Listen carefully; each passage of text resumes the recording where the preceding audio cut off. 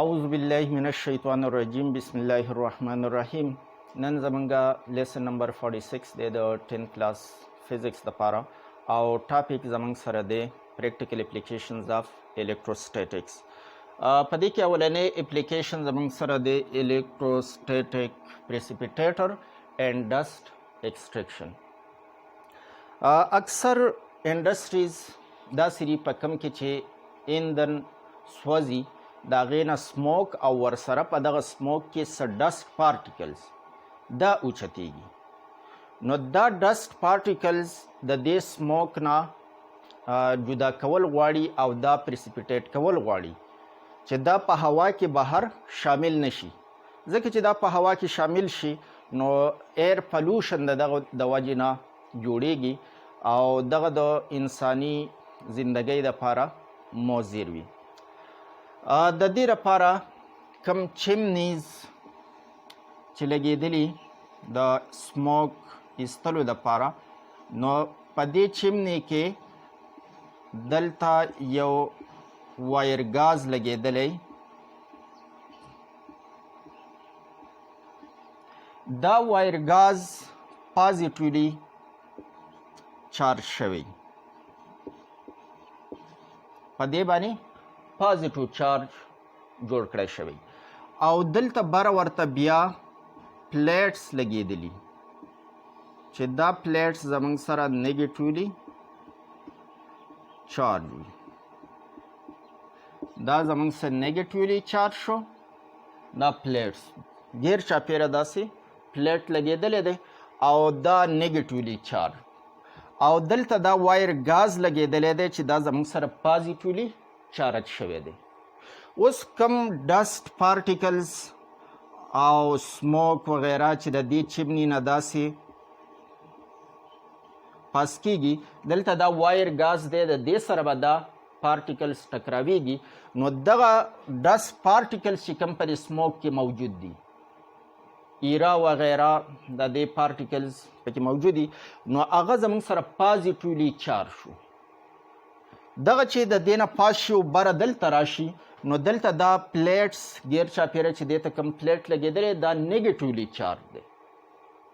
نو پازیټیولی چارج پارټیکلز او دا نیګیټیولی چارج پلیټس د دې په منځ کې به فورس اف اټریکشن وي.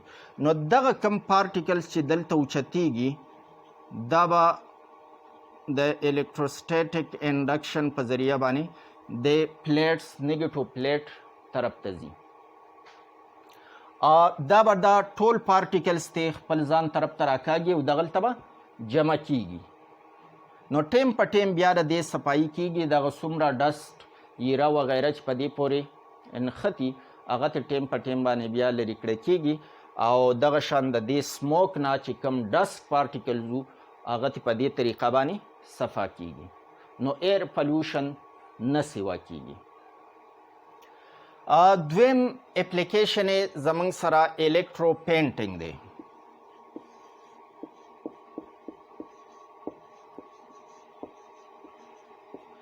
الکترو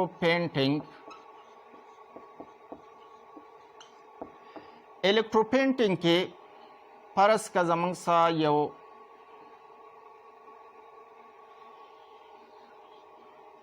ګاډی دی چې دا باډي د دې د میټل نه جوړه ده، د دې پینټ کول دي. نو د پینټینګ دپاره چې کوم سپری والا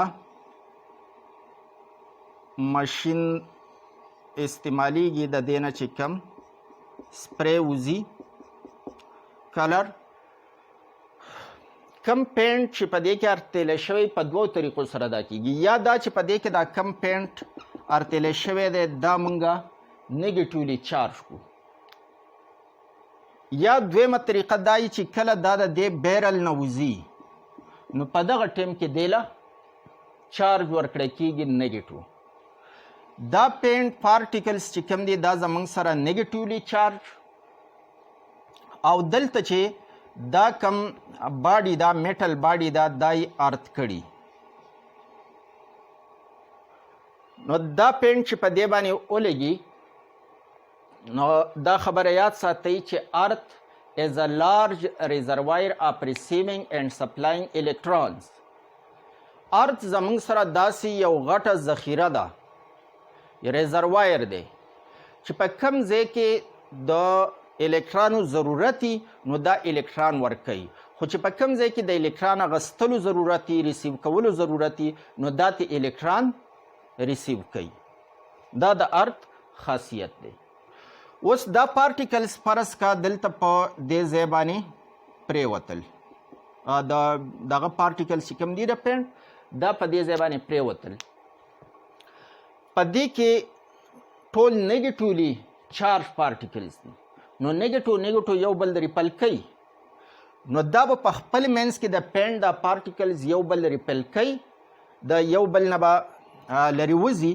نو د هغې طریقه دا ده چې په دې ځای باندې فرض کا 5-6 لیرز دي د پینټ، نو دا د پاسه کم پینټ چې دی دا به ترې ریپل کېږي، غاړو ته به بهیږي، نو دا به راځي دلته دې میټل خالی ځای چې ورته خواته کم دی په هغې باندې به دا خورېږي، او دغه ځای د دې لپاره د نیوټرل کېدو ځای دی، مطلب دلته ارت ته دا مونږ لګولی دی، نو دا یې په اسانۍ سره دغه ځای ته لیږي او هلته نیوټرل کېږي، او که د پاسه پې بل لیر د پینټ والا پروتي نو هغه ته هم دغه شان په قلاره هغه طرف ته اخوا کېږي د دې الکتریک فورس په وجه باندې چې د پازیټیو نیګیټیو په منځ کې دا کم الکتروسټیټیک فورس دی، د دغه په وجه دا کلر دغه چې کوم دی پینټ دا په یو ځای باندې نه پاتې کېږي، یعنی په یو ځای 2-3 لیرز داسې جوړ شوي دي، نو دا په اساني به ترې د الکتروسټیټیک فورس په وجه باندې ښویېږي، او کم ځای کې چې پینټ نشته دی هغه ځای ته به دا ځان رسوي. نو د دې په وجه باندې کم پینټ چې وشي هغه بالکل یونیفارم ایون سطح باندې دغه پینټ خورېږي. نو د دې الکتروسټیټیک پینټینګ په وجه باندې ډېر هموار پینټینګ کېږي چې عام طور د ګاړو یا نور داسې میټلز دي چې هغه مونږ رنګ کول غواړو نو هغه ډېر په اسانۍ سره او په ښه طریقه باندې پینټ کېږي.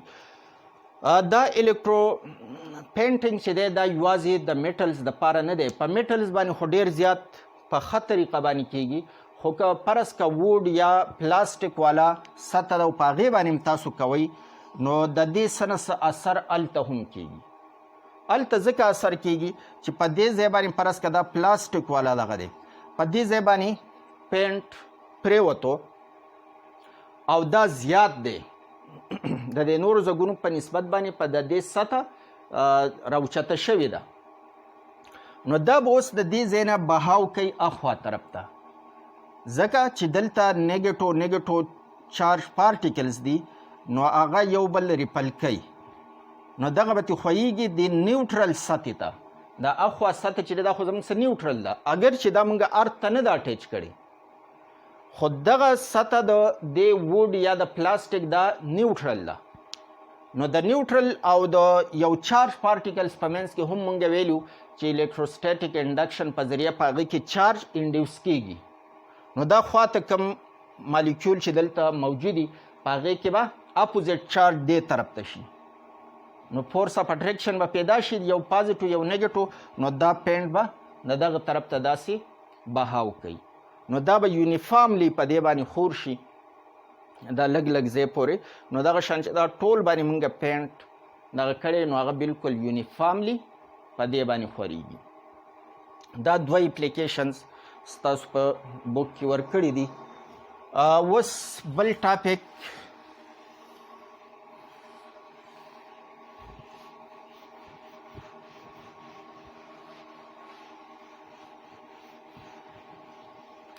dangers of static charge.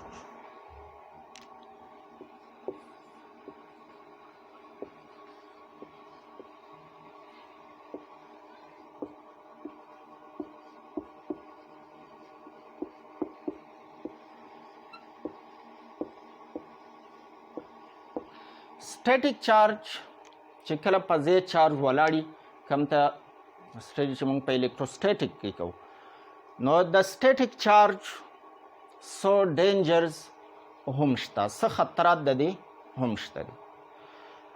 یو خطره دا یاد ساتئ چې د ټلویزیون یا د کمپیوټر دا کم سکرین چې دی په دې کې کیپیسیټرز باندې ډېر های وولټیج وي. که تاسو سویچ اف کړی هم دی خو بیا هم په دې کې سټیټیک چارج یعنی په دغه کیپیسیټرز کې ډېر های وولټیج والا چارج دا پروت وي.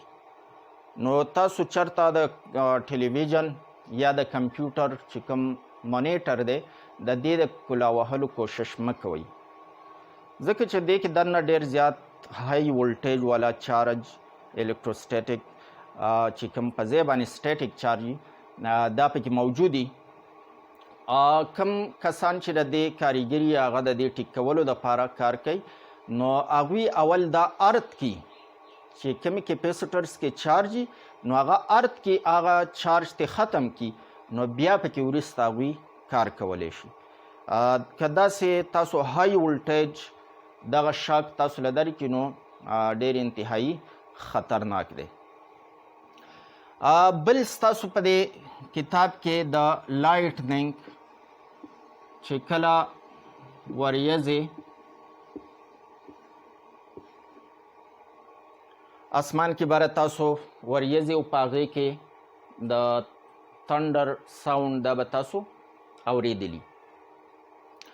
دا هم د سټیټیک چارج د وجې دا تندر او لایټنینګ چې دی دا د سټیټیک چارجز د وجې کېږي. دا زموږ سره تندر چې دی دا په درې ټایپس باندې دي. یو ته آی سی وی، بل ته سی سی وی او بل ته سی جی وی.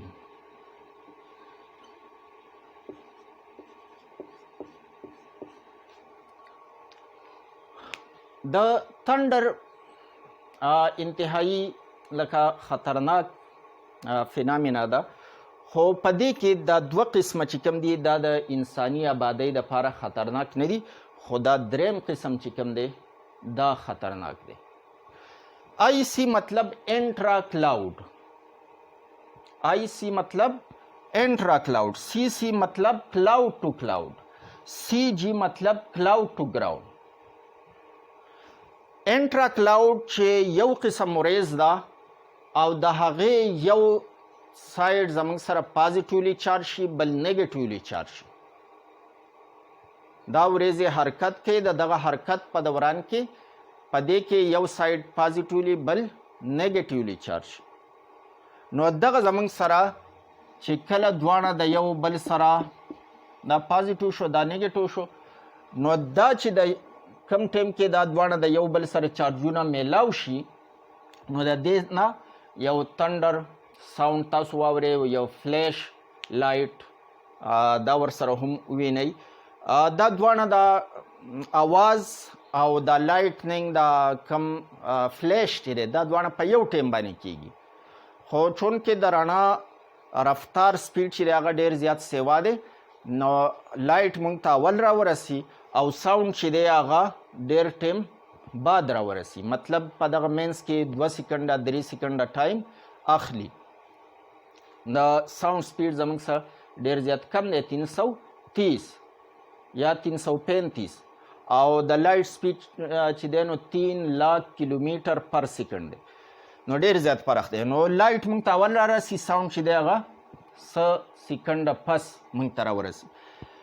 کله چې دا ولټیج د دې دواړو په منځ کې پوټنشل ډېر زیات شي نو بیا دا هوا یا دا کم د اوبو پارټیکلز چې دي اگر چې دا زموږ سره انسولیټرز دي خو په های ولټیج باندې د دې نه بیا کرنټ پاس کیږي، یعنی د دې هغه ډایلکټریک بریک ډاون دغه ته وایي چې د دوه چارجونو په منځ کې کوم انسولیټر یا هغې ته ډایلکټریک وایي او د دغه بریک ډاون دې ته وایي چې کله دا ولټیج زموږ سره ډېر زیات سیوا شي، پوټنشل د دې په منځ کې ډېر زیات سیوا شي نو بیا د دې ډایلکټریک نه هم کرنټ پاس کیږي، دغه ته ډایلکټریک بریک ډاون وایي. نو دا دواړه چارجز د یو بل سره میلاو شي او مونږه یو ساوند او ورسره فلیش لایټ دا ابزرو کوو. د آی سی خبره مونږ کوو، نو آی سی مطلب دا چې انټرا کلاود د یو کلاود په یو سایډ باندې پازیټیو په بل باندې نیګیټیو چارج. دویم زمونږ سره سی سی کلاود ټو کلاود. کلاود ټو کلاود داسې دی چې دوه قسمه وریځې دي، یو دا ده بل فرض کا دا وریځه. د دې دواړو وریځو په منځ کې چې دا مختلف وریځې دي، په دې یو باندې پازیټیو چارج دی او پر یو باندې نیګیټیو. او چارج دا عام طور یا ډسټ پارټیکلز چې د ښکته نه کوم اوچت شي هغه د دې سره رابینګ وکړي، د دې کلاود سره د دغه د وجې چارج پیدا کیږي. دویم کم د آیس پارټیکلز د واورې واړه واړه ذرات بره موجودي چې د هغې د رابینګ د وجې هم چارج پیدا کیږي. مختلف وجوهات دي. د دې تندر او د دې لایټنینګ لا تر اوسه پورې پوره ډیټیل سټډي د دې نه ده موجود. څومره پورې چې سټډي شوې ده نو د هغې مطابق موږ خبره کوو. نور په دې باندې اوس هم ریسرچ روان دی او فلوریډا کې د دې لپاره ځان له یو انسټیټیوټ دی چې هغه په دې لایټنینګ باندې ریسرچ کوي. نو دویم زمونږ سره سی سی یعنی کلاود ټو کلاود. کله دوه ورځې دي او دا دوه ورځې د یو بل سره ټکراو شي، نو په یو پازیټیو چارج دی په یو نیګیټیو چارج دی. دا دواړه چارجز چې د یو بل سره میلاویږي هغه کم پوټینشل انرژي چې په دې کې ده هغه به دا ورکي او دغه ساوند او لایټ ته کنورټ شي. پوټینشل انرژي ساوند او لایټ ته کنورټ شي. دریم زمونږ سره سی جی کلاود ټو ګراوند. دا پکې د انساني آبادۍ دپاره خطرناک ټایپ دی. دا دوه چې کوم موږ ویل انټرا کلاود چې په یوه ورځ کې پازیټیو نیګیټیو پیدا شي، نو دغه هم د هغې انرژي چې دا هلته ډیسیپیټ شي ختم شي. کلاود ټو کلاود سی سی چې کوم دی په دې کې هم انرژي چې کوم موجود ده هغه په دغه ځای کې ډیسیپیټ شي او هیټ ته او لایټ ته او ساوند ته دې انرژي فارمز ته بدل شي. انساني آبادۍ ته د دې نه څه نقصان نه وي. خو دا سی جی کلاود ټو ګراوند دا انتهایی خطرناکي چې کله ورځ باندې دلته پازیټیو چارج پیدا شو او لاندې طرف ته نیګیټیو چارج پیدا شي. او مختلف وجوهات د دې پیدا کېدو کېدای شي چې د کم ډسټ پارټیکلز چې بره ختلي دي د ځمکې نه، دغه ډسټ پارټیکل د ربینګ د وجې هم کېدای شي، د آیس پارټیکلز چې بره موجود دي د هغې د وجې هم کېدای شي، او په خپله د ریوریزو د یو بل سره میلاوېدو رګړاوېدو د وجې هم کېدای شي. په بر طرف باندې پازیټیو چارج پیدا کیږي او د دې کلاود په لوور سایډ باندې نیگیټیو چارج پیدا کیږي. دا نیگیټیو چارج لاندې په ګراوند باندې دا فرض که زمونږ څه ګراوند دی، نو دا نیگیټیو چارج دی، نو د انډکشن په ذریعه انډکشن مونږ ویلو چې یو چارج باډي یو نیوټرل باډي ته مونږ رانږدې کړو، په نیوټرل باډي کې د چارج ډسټریبیوشن چینج کېدل دغه ته انډکشن وایي، الکتروسټیټک انډکشن ورته وایي. نو د انډکشن په ذریعه په دې باندې به پازیټیو چارج انډیوس شي. په ځمکه باندې چې کورونه دي، عام د ځمکې سطحه ده، ونې دي، دا ټول په دې شیزونو باندې پازیټیو چارج انډیوس شي. نیوټرل باډي ده، خو چې کله چارج باډي ورته مونږ رانږدې کړو نو هغې کې د چارج ډسټریبیوشن چینج کېده، دقې ته انډکشن و. دا ډېر های ولټیجي، نو ځکه د دې په وجه باندې دلته چارج انډیوس شي. کله چې دا الکتروسټیټک فیلډ دا رو پرو سیوا کېږي، د دې چارج چې دلته سیوا کېږي نو دا ورسه سیوا کېږي. یو خاص حده پورې دا هوا د انسولیټر کار ورکوي، خو بیا چې دا ولټیج نورم سیوا شي نو بیا د دې هوا هغه انسولیشن والا خبره ختم شي، دا بیا کرنٹ پاس کېدل چې دی دا الاو کوي. نو دا کرنٹ چې کله د هر طرف ته فلو وکړي، د هوا نه پاس شي او هر طرف ته فلو وکړي، نو دقه بیا هغه خطرناک تندري چې کم ځای باندې دا پریوځي، نو هغه ځای تقریبا که ونه باندې پریوته جو ونې مکمل تباه کړي، که مکان باندې پریوځي مکان تباه کوي. نو په داسې حالاتو کې چې کله تندر ساوند تاسو اورئ، وریځ ده او برېښنا وغیره دا تاسو اورئ، نو په داسې دوران کې په کور کې دننه کېناستل پکاري، بهر په کولاو ځګونو کې ګرځېدل دا نه دي پکار، ځکه چې دا کم دغه د بره نه راځي، نو دې ته چې اول کم بره سرفیس میلاو شو، نو دا کرنټ د هغې نه فلو کوي. نو که هغه انسان و، که هغه عمارت و، که هغه ونه وه، د هغې نه دا پاس کیږي. نو پکار ده چې په کور کې کمره کې دننه تاسو ناسي او چت ته بره ختل یا داسې کولاو هموار میدان دی په هغې کې ودرېدل دا نه یې پکار. بل د شنې ونې د لاندې ودرېدل چې دي دا هم ټیک نه دي، ځکه چې د دغه نه کم کرنٹ پاس کیږي، فرض که د دغه سره دا دغه ټکراویږي تندر، نو دغه د ونې نه چې پاس کیږي، نو خواته که څوک ولاړي هغه ته هم دغه نقصان رسولی شي. ستاسو د کتاب کې داسې هم لیکلي دي چې فرض که یو بیابان کې تاسو روان یو داسې تندر کلاودز دغه شروع دی، نو پکار ده چې کم ګراوند کې لوور لیول دی، ډچ یو کوز ونته کې ځای موجود دی، نو پکار ده چې تاسو دې ته ښکته کوشئ او په دغه کې کښېنئ، ودرېږئ ما. نو کم د تندر کلاودز او دغه د تندر سټارم دا که ځمکې سره ټکراویږي، نو دا د بره سطح چې دې ته اول کم میلاو شي، دا د هغې سره ټکراویږي. نو که هغه ونه وه، که عمارت و، که انسان و، نو دا به د ځمکې سره دغه کیږي، نیوټرل کیږي به، او دلته چې کوز کم خلک ناست دي هغه ترې بچ کیدی شي. په اکثرو عمارتونو به تاسو د میټل داسې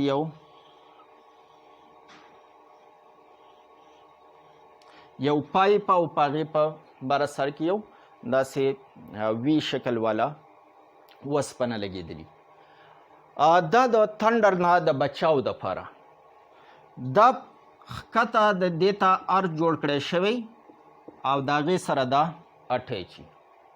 څنګه چې مخکې موږ ویل چې کله تندر سټارم داسې ښکته راځي ګراوند ته، نو دا چې بره دې ته اول کم لاره میلاو شي، د هغې نه دا پاس کېږي. نو دا د عمارت نه اوچت لګېدلی، نو کم تندر سټارم چې راغی هغه د دې سره ټکراو شو، نو دا خو میټل دی، نو هغه ټول چارج چې دی هغه د دې نه پاس شي او ارض ته ورسیږي، نو دا عمارت بیلډینګ وغیره دا ترې بچ پاتې شي.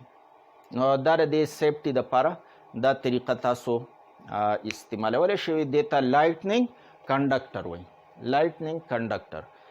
دا په اکثرو عمارتونو کې به تاسو غټو عمارتونو سره دا تاسو لیدلي. نو د الکتروسټیټک زموږ سره فایدې هم شته او نقصان دغه هم شته. بل دا خبره ذهن کې یاد ساتئ چې هر یو بریخ چې په اسمان کې کیږي نو دغه خطرناک نه وي. لکه تاسو ویل چې 3 قسمه زموږ سره دا تندر سټارمز چې دي 3 قسمه دي. په دې کې دا 2 چې کوم دي دا زموږ سره خطرناک نه دي، صرف دا یو پکې خطرناک دی کله چې دا د ځمکې سره ټکراویږي. نور دا په خپل منځ کې په یوه ورځ کې چې دا د یو بل سره پازیټیو نیګیټیو میلاو شي، هغه هم ساوند هم پیدا کوي، لایټ ورسره هم پیدا کوي. سی کلاود ټو کلاود 2 ورځې د یو بل سره ټکراو شي، یو پازیټیو یو نیګیټیو، نو د هغې د وجې هم دا لایټ او ساوند پیدا کیږي. خو دغه هم انساني آبادۍ دپاره څه خطرناک نه دی، صرف دا یو صورت پکې زموږ سره خطرناک دی او د هغې دپاره دغه احتیاطي تدابیر دا یاد ساتل پکار دي، په دغه باندې عمل کول پکار دي. نو انشاءالله الله تعالی په فضل کرم سره به د دغه نقصاناتونه بچ کیږو. نن دپاره دومره پوره ده. ویډیوز لازما لایک کړئ او چینل پشتو ټیوټر سبسکرایب کړئ. تھینکس الاٹ.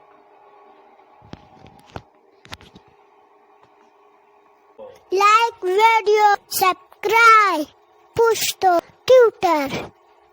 Like video, subscribe, push to Twitter.